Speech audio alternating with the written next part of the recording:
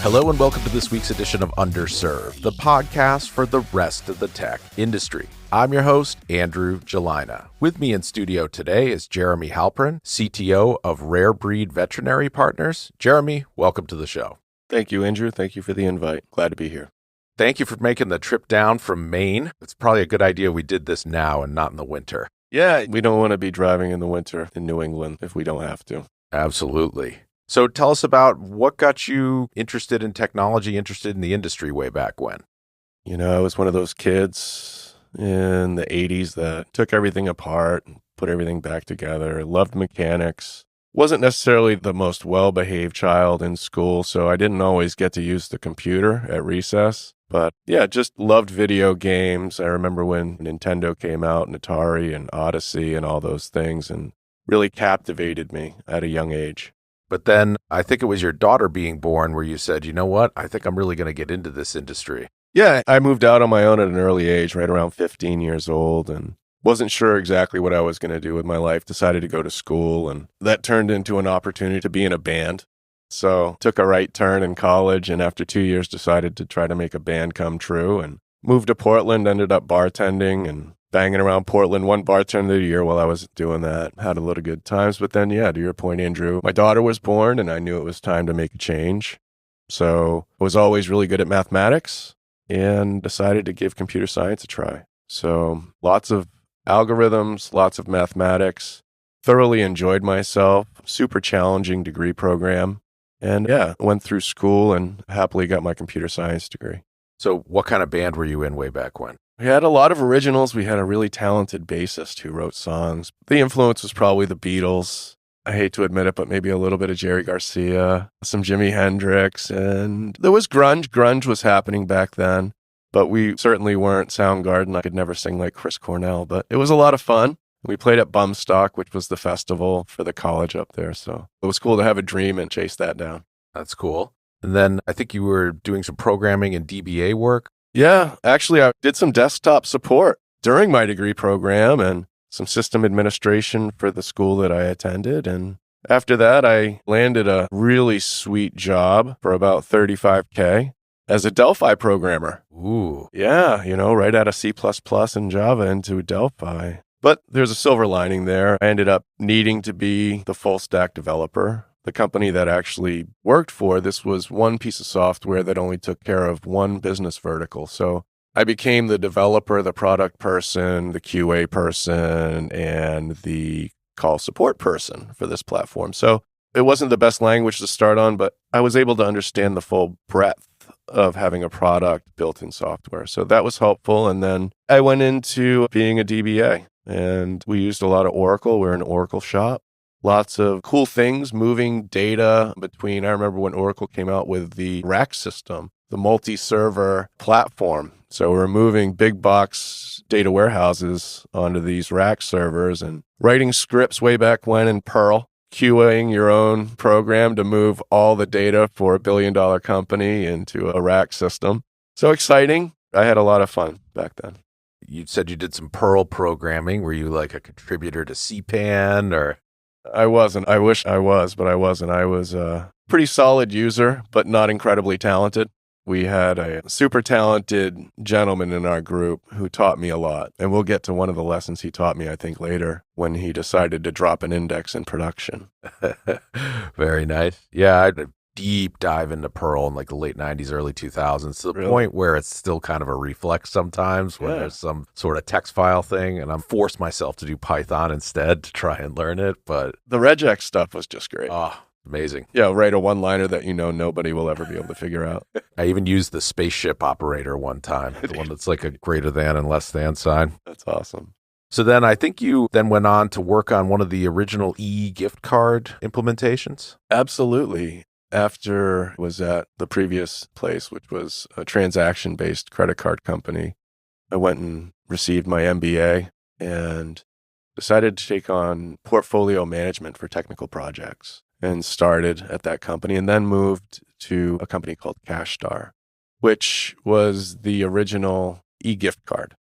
So Yeah, it was really cool. We worked with companies like Starbucks and Amazon and Apple, and being in Maine and choosing to be in Maine, there aren't many opportunities where you get that type of exposure to the Fortune 50s and the Fortune 500s.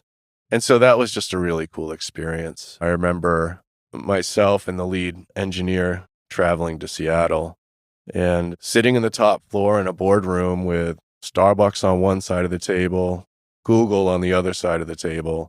And he and I were at the end of the table, just in awe, trying to fit in and get the job done. Ended up, we crushed it. And I think it was a 1,000,000 card program. And I can't remember exactly what it was for, but 50% of the proceeds went to a philanthropic organization, which was just amazing as well. So yeah, that was a super cool experience working with all of those companies in Maine.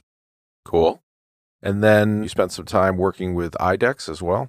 Yeah, awesome place. The lead software development diagnostic company, as far as I'm concerned, in the industry for veterinary care. Managed over 7 teams while I was there. Geez, from client server systems and things as funny as Delphi, all the way to being some of the first tenants in Amazon. And actually helping Amazon with their billing program because nobody could figure out how and what and why we were paying for things. And so that was cool. And also took on a lot of dev work in the G Suite, which is also cool. And it's where we landed at this new company that I'm at. So that experience you got doing help desk in college, did that come in handy anytime later? Yeah, I think it's funny with this new job. The 2 gentlemen that started it are just brilliant in every way, I would say, as human beings, intelligence. Our core values are love, respect, and fun.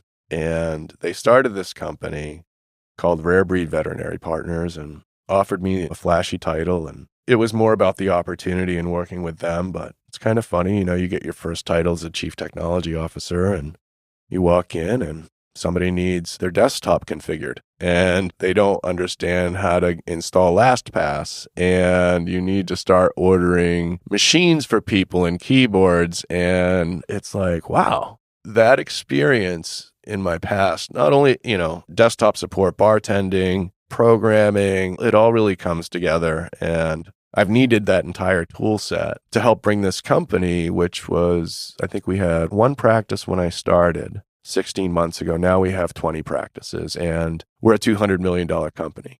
So it's been a cool ride. But yeah, every single place that I've been has really built to this moment and really helped me succeed with this company.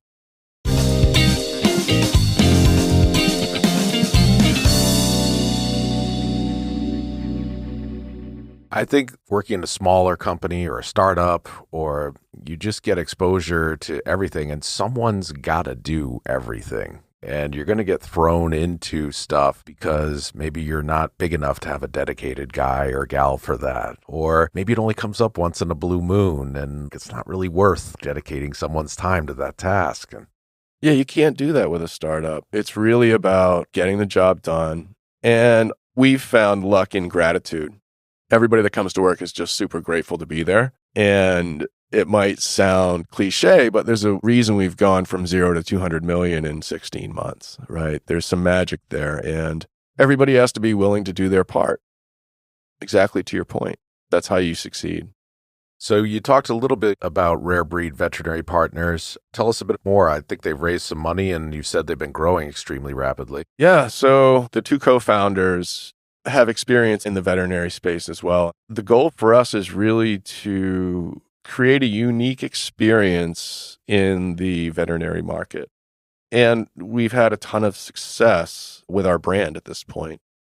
So what happens typically in a corporate consolidator in the veterinary space is they buy the practice, they change the brand, they dictate the software tool set, they change the workflow, and they really drive towards that top line and bottom line. And so the way that we consider ourselves different is our customer is the practice staff, the veterinarian, the vet tech, the CSR, that's our customer. And how do we make them happier? How do we attract the best staff? And so what we found is that by partnering with the owner rather than buying them out completely, requesting that they keep their own brand because their brand is strong in their community, and then not changing all of their tools underneath them when we come in has been incredibly well received. Now, there's also other benefits come in, and what I'll notice from a technology side is that they're on Windows 7. They've got like 40 up and 5 down. These guys have no support technology-wise at all. So we just come in, we audit them, we give them all new equipment. Our accounting team ends up paying all the bills, and the HR staff is there for full support of the practice staff, as well as we're offering better benefits. I think that's our responsibility, is taking on the back-end operations without impacting the brand itself and the tribe. Yeah, there's a certain culture that's in place, and during a lot of acquisitions, there's kind of a hammer and a nail mentality, and that the hammer will kind of squish that culture out of there and try to instill their culture, and doesn't always work well. Which is exactly the antithesis of what we're trying to do, which I believe to be the reason we're succeeding so rapidly. I got to imagine, too, a lot of veterinarians, they're doctors for animals, and that's what they are first. And having to do all the stuff to run a practice that, HR, PR, marketing, accounting, all the back of office stuff, it's necessary, but it takes them away from doing what they really want to do. You nailed it. Veterinarians go to school to save animals' lives. They don't necessarily receive an MBA on the way out and need all those tools in their tool set. So to your point, Andrew, that's our goal. And the veterinary space is also incredibly stressful. There's a high suicide rate, and attrition is incredibly high as well. So that's one of the reasons our model is working so well, is because we genuinely care about the practice staff. And we believe that if we treat the staff the best, we'll also attract the best talent in the market. If we attract the best talent in the market, it will strengthen our brand and also provide the best care for animals. So it sounds simple. That's definitely our approach, and it seems to be unique for us. Is there a sweet spot in either size or location that your company looks for practices to join Rare Breed? We do like practices mostly above 2 or more doctors, but as far as how large, no. One of the things that's very interesting in this market is the lack of technology in the corporate space and the inability to scale fast enough to actually consume the supply. There's a lot of demand to be sold, and so how do you onboard those practices fast enough? So how do you create a platform and an onboarding process where you can actually take on more than one practice at a time? So working with your folks at Rare Breed, what is your management philosophy? Yeah, definitely my philosophy is low drama, high throughput. It's a quadrant and it's very simple. Just do your job and have fun. There's no reason to stir up trouble while you're at work. Yeah, the more you can make work kind of a sanctuary/place that you can concentrate, get stuff done, feel good about what you're doing, and make money at the end of the day so you can support your family or whatever you want to do, the better. Some folks just kind of gravitate towards that high drama, low throughput. It's true. Even on the drive down here, Andrew, I was like, wow, you're so fortunate from where you came from. And I've talked about this a little bit with our CEO, but there's people that are like, you're so lucky, or even when you're reflecting, you're like, I'm so lucky. But I think it actually comes from that low drama, that the kindness and the gratitude for the moment creates a really positive energy. I look at Rare Breed and I look at the team there, and everybody jumps on the morning call and everybody's just grateful to be there. There's something special there and everybody's kind of caught it. So there's a little bit of magic, I think, in kindness and gratitude. So I know once you fold in the practices, you mentioned that you're doing some stuff on the back end in order to get as much data as you can in-house and then analyze it? Absolutely. So we're fortunate in the veterinary space. There are actually third parties that connect to a lot of those antiquated systems in the market and then extrapolate that data and transform it into something that I can consume at a transactional level. It's like when I worked at the credit card processing company. So now I'm just reading transactions out of a vet, and I used to be reading credit card transactions. So it's really awesome because now we're able to bring in the revenue, some of the costs that go along with a transaction, bring that into our ERP. We've brought in AP. We've automated AP in our credit card processing. We're bringing payroll in and our HR system into the ERP. And it's pretty exciting for us because a lot of the corporates in the veterinary space, they're either dictating a tool so they can get measurement or they're not getting measurement. So I think we found a way to crack the nut on having an agnostic software system, but also being able to make decisions based on quantity and fact rather than opinion. Are there any other insights you get from having all that data aggregated across practices? Yeah, it's going to get incredible. So the point of integrating these systems is so that we can also creating a data lake where we can bring in non-financial data as well from the HR system, from Salesforce, from our pulse surveys that we send. And the goal will be for us to create a way to measure progress, financials, expense and revenue, happiness for personnel, administrative types of KPIs, and then also medical KPIs and what's working best across our portfolio. So our toes are in the water. We have a data lake up and we're trending some of the survey results right now from our customers, the practice staff, and it's bearing fruit for us, as well as integrating these financial streams into our ERP. So we're excited. We think that that's the fastest path to growth. So, automation and integration is where we're going. What about on the project management side? I know we've all done some time doing waterfall at one point in our career and having to deal with very interdependent systems. What do you do to try to evolve that where you are now? Yeah, fortunately for me, it's 2020, so we can just stand up cloud systems. And they all integrate. If you're at the enterprise level, you can even bring in single sign-on, things like that, Active Directory, whatever you'd like to do. So it's just, you're taking me back to a company where I think we had one release a year because everything was so tethered together.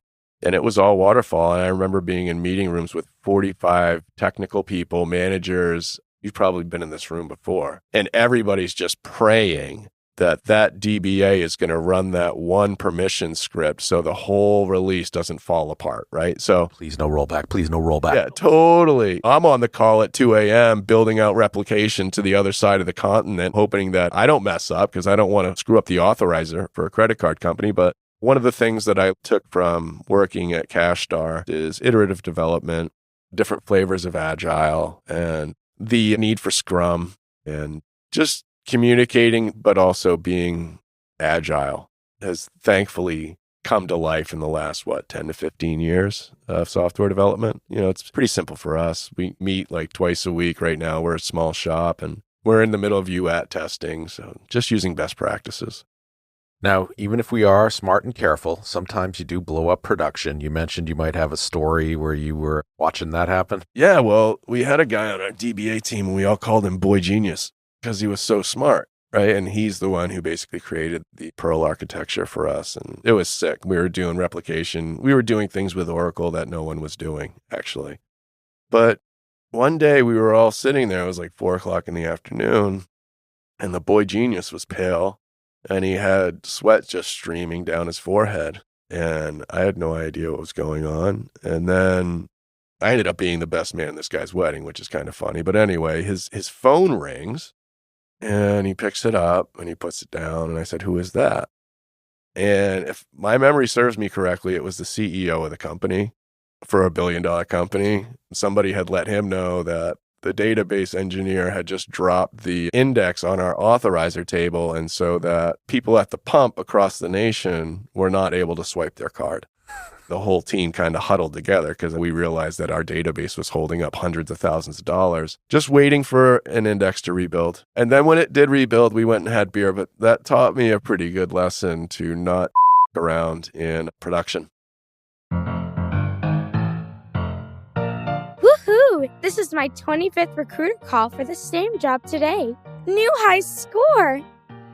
The 3-week wait between my first interview and my second interview is my favorite time of year. My recruiter says he is my best friend, but I haven't heard from him since I started the job 2 years ago. Your background in real estate and multi-level marketing makes you the perfect person to advise me on tech careers. Finding your next consulting gig should not be this difficult. Quite frankly, you deserve better. Syrinx is the consulting company founded and run by software consultants. We get you. Find out why our employees are some of the happiest and best paid consultants in the industry at syrinx.com. That's SYRINX.com. Find a better way today.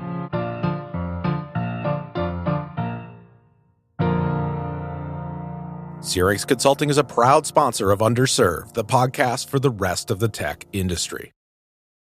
Yeah, it's important to be methodical. Maybe have two sets of eyes on everything, kind of like pair programming, pair DevOpping. Yeah, when you're losing a couple $100,000, you probably want to think before you hit enter. You become infamous instead of famous. Totally.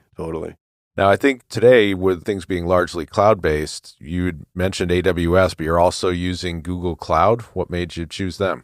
We're actually using Google. One of our partners, our third-party partners, is using Redshift and Amazon. But I like Google because it brings business solutions. Even, the difference between going to reInvent and Google Next. Amazon seems to always throw a different flavor of a tool or a widget or something that I can use. But Google seems to pull all of their tools together and present solutions, which I'm really in tune to. How do these different pieces of software and hardware create a business solution that I can scale and learn from? And especially in the data space, I think Google has done a lot of good work there. And that's what we're exploring as well. So that's the reason we've chosen Google.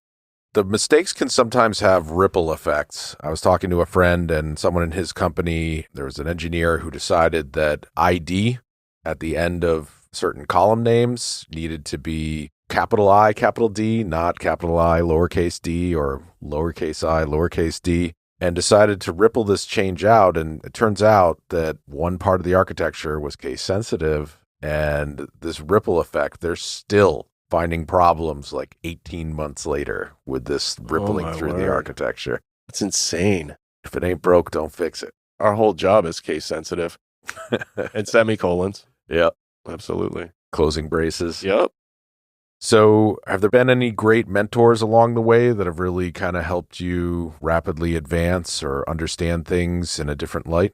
Geez, I would say that's been part of my good fortune. Is if I look at each job and each place I've worked, there's been incredibly gifted mentors along the way. And yeah, I've been fortunate to work with some incredibly great people. The co-founders that I'm working with right now, they're actually incredible mentors as well. I would put them right there at the top.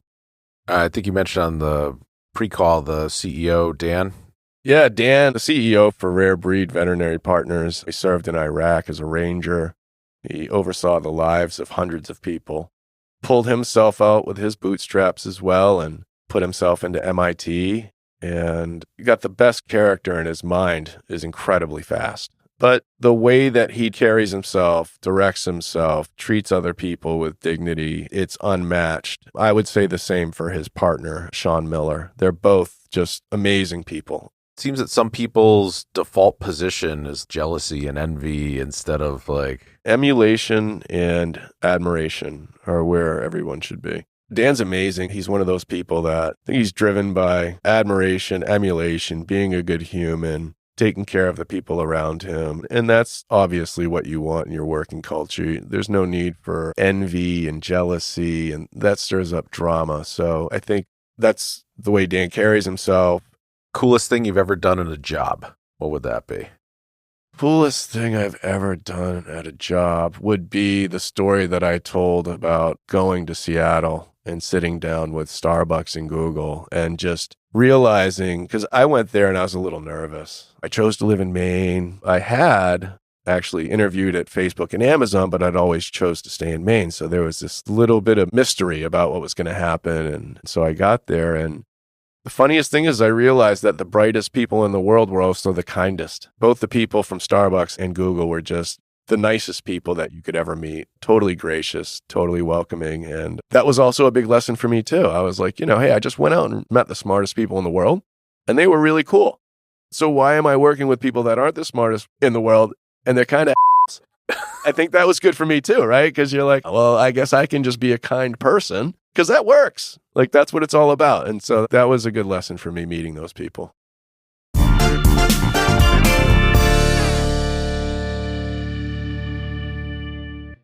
How about that time you took over a remote team that was not well managed? Yeah, that's probably the story that hits me the hardest as far as my feelings. I took over a team in Eau Claire, Wisconsin, and there were 7 people on the team, and they were all called customer consultant 4s.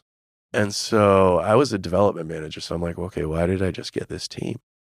So I dug in a little bit, and I realized that they were all doing some form of development, or they were all some form of this Kanban Scrum process. So I asked for the job description, and I read it, and they were all supposed to know C++, Java, SQL. And I'm like, these people are getting paid hourly.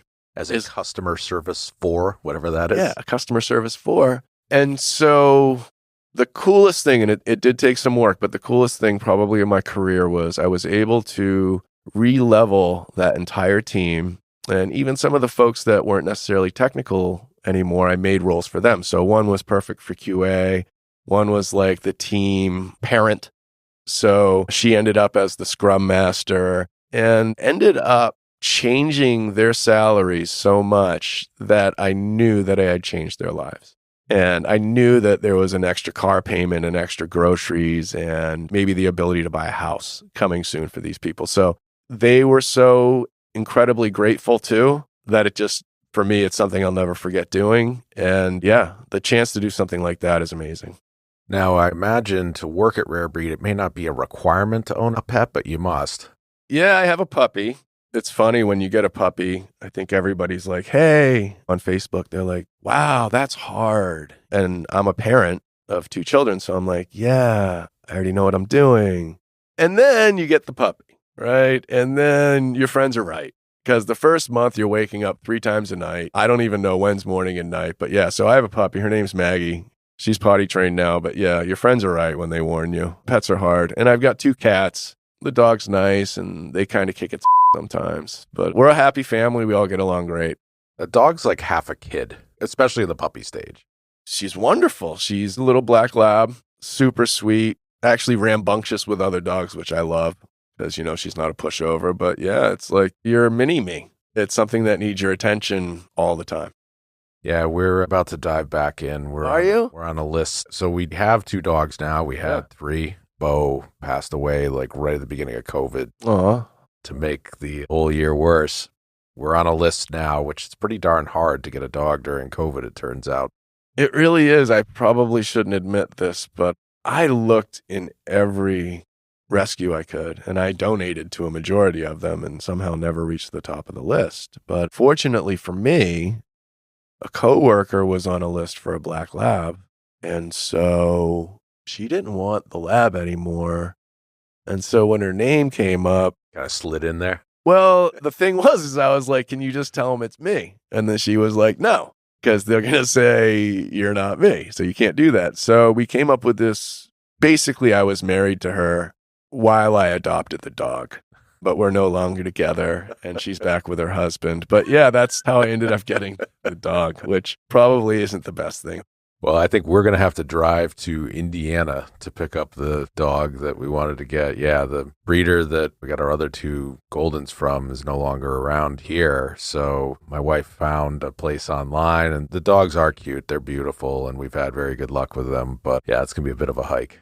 Yeah, that's a hike. It's working out for us, too, at Rare Breed Veterinary Partners. Everybody wants an animal right now. The only reason I have a puppy is because I was on a lake hiding from the virus and being socially responsible. So we're seeing a huge uptick in the veterinary market as well. Everybody is buying a furry friend and spending more time with their animals. And you and I both know how near and dear they are to our heart. So it's actually a really cool business to be part of. It's a really cool business. Yeah, I think most people have a soft spot for either dogs or cats, sometimes both. Yeah, absolutely. You mentioned you're on a lake and you have a couple kids. What do you guys do for fun there? Paddleboard, get in the boat, canoe, swim. I should do more fishing. I'm not a great fisherman. I might be doing a disservice to my son there. But the last time he got a fish, I think it scared him. So we'll try that again next season. And then Maggie's brand new, so it'll be cool. I got her on the stand-up paddleboard last year at the very end of the summer. But it'll be good to get her swimming. And then I have a place in Portland where I bring her to the actual ocean, which is good for her too. Do you try to get your kids interested in technology at all? I couldn't keep my son away from technology if I had to, which I'm fortunate for because he's an actor. And so I'm not really certain that his dreams will pan out, sort of how I was a rock star for like a year of my life, right? It didn't really work. And so there is a funny story. He came up to me and he said, "Hey, Dad, I have a backup plan." I said, "Okay, well, what's your backup plan?" He said, "Well, if I'm not going to be an actor, I think I'm just going to be a comic." And I'm like, "Jacoby, that's not a backup plan, dude. Like, that's another dream. So, like, what are you going to do?"